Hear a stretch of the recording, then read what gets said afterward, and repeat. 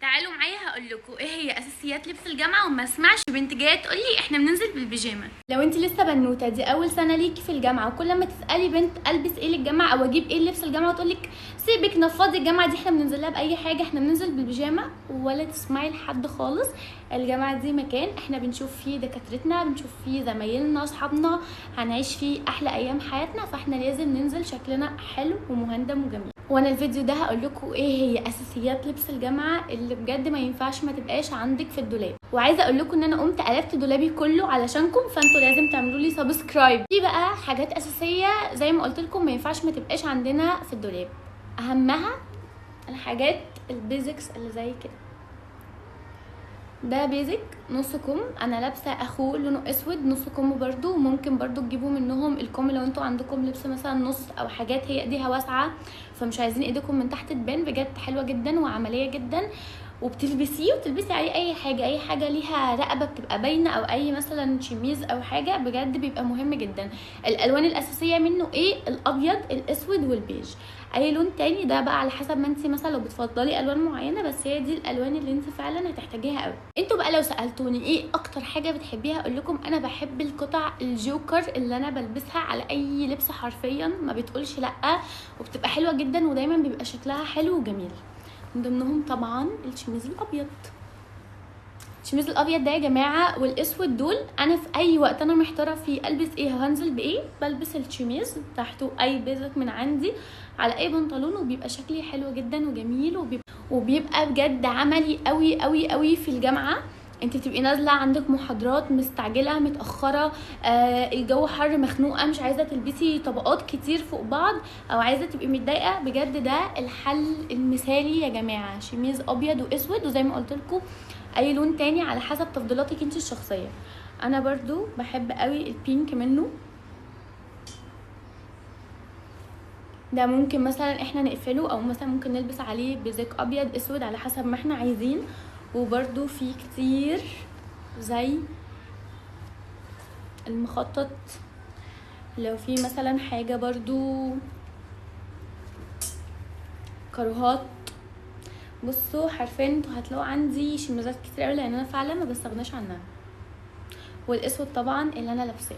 وبالنسبه للبناطيل، فبجد البناطيل المثاليه للجامعه هي البناطيل الواسعه المريحه، لان الجامعه دي من الاماكن اللي احنا بنقضي فيها يوم طويل، محاضرات بقى وقاعده شويه مع اصحابنا وهنتمشى شويه، المواصلات والطريق بجد بيبقى يومنا فيها طويل قوي. فاحسن حاجه البناطيل الواسعه اللي زي كده. طبعا مش هكوي عشان خاطر انا مش قادره، مضطرين تشوفوهم متكسرين. طبعا تقدري تلبسي اي لون، بس انا زي ما قلت لكم الابيض والاسود بالنسبه لي اساسي في الدولاب. بس انا حابه اوريكم اشكال مختلفه من البناطيل، وبجد بيبقى شكلها حلو جدا وبيبقى شكلها شيك، وزي ما قلت لكم بتقدروا تلبسوها على اي حاجه.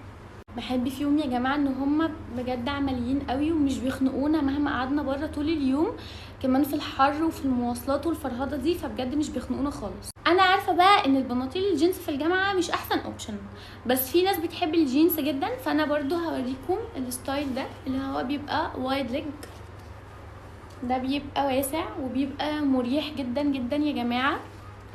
ماشي، هو بس ممكن يخنق شويه عشان زي ما قلت لكم هو جينز، بس فعلا هو مريح، يعني ما بحسش فيه ان انا مخنوقه قوي. وعلى فكره كنت بلبسه كتير قوي وانا في الجامعه، وكان بيليق على كل اللبس اللي عندي. بصوا بقى عندنا برضو حاجه انا بحبها قوي، هي الست اللي بتبقى على بعضها كده. هحط لكم صوره يعني بيها وانا لابساها عشان تبقوا متخيلين شكلها عامل ازاي. ده البنطلون بتاعها. دي يا جماعه بتبقى حلوه قوي. اول حاجه هي واسعه ومريحه جدا، وكمان تقدري تلبسي البنطلون على اي شميز عندك، والبلاوز برضو على اي بنطلون عندك، وبجد بيبقى شكلها حلو قوي. وجاكيت الجينز، بجد الجاكيت الجينز ده احلى اختراع في الكون. جاكيت الجينز ده اي لون فيه درجه في درجات الجينز، بجد يا جماعه مش طبيعي. انا اي يوم انا نازله مش عارفه البس ايه، بلبس الجاكيت الجينز على اي بنطلون عندي، خلاص كده شكلي حلو وشيك ومرتاحه ومش متضايقه اليوم كله، خلاص كده الموضوع خلص. ومن الحاجات اللي برضو بحبها قوي للجامعه وبجد بتبقى مريحه جدا هي الجامب سوتس. دي جامب سوت بنطلونها واسع، هي بس متعبه في حاجه واحده كلنا عارفين هي ايه. بس بجد الجامب سوت من الاختيارات اللي انا بحبها قوي، لان انا لما بحب احس ان انا شكلي شيك وان انا مش قادره البس قطع او مش قادره اصلا اعمل ستايلنج لاي طقم، بطلع الجامب سوت واقوم نازله بيها على طول، وبحبها قوي بجد، بتبقى مريحه جدا. وزي ما قلت لكم في ايام ببقى مش قادره اعمل فيها ستايلنج لاي لبس، وببقى عايزه البس قطعه واحده بس يبقى شكلي حلو وشيك ومريح. ف الدرسات يا جماعه، الدرسات بجد من الحاجات اللي بتبقى حلوه جدا، وتقدري تلبسي اي لون. في ناس برضو مش بتحب تلبس قوي الابيض عشان ما يبهدلش منها في الجامعه، بس زي ما قلت لك اي لون ده، دي اختياراتي انا الشخصيه وتفضيلاتي، انت تقدري تلبسي اي لون انت عايزاه. وبرضو بحب قوي في الدرسات اللي احنا بنقدر نلبسها بكذا طريقه، يعني مثلا ممكن البس عليه حزام، ممكن البس عليه جاكيت جينز، ممكن البس عليه كذا لون طرحه وانزل الطرحه من الناحيه. الحاجه بقى وهي الكوتشيهات، بلبس كوتشي عادي جدا ابيض بيزك ما فيهوش اي حاجه، او لو حابين برضو تجيبوا مثلا اسود او بيج. بصوا يا جماعه خلينا متفقين ان الفيديو كله قائم على الالوان الاساسيه ابيض اسود بيج، اي لون تاني ده بقى على حسب ما انت حابه. في نصيحه اخيره بقى انا عايزه انصحكم بيها، حاولوا ما تضغطوش اهلكم ولا تضغطوا نفسكم في موضوع اللبس، لان الدنيا غليت جدا والدنيا غاليه قوي وصعبه على ناس كتير قوي. فانتوا هاتوا الحاجات الاساسيه بس، يعني مش شرط تجيبوا 100 قطعه لبس ولا تجيبوا اطقم كتير، لا انتوا اتعاملوا بذكاء في حدود الميزانيه بتاعتكم، هاتوا الحاجات الاساسيه بس. يعني انت مثلا لو هتجيبي شميز ابيض، انتوا حرفيا الشميز الواحد ممكن تعملوا منه مثلا 10 اوتفيت والله بجد.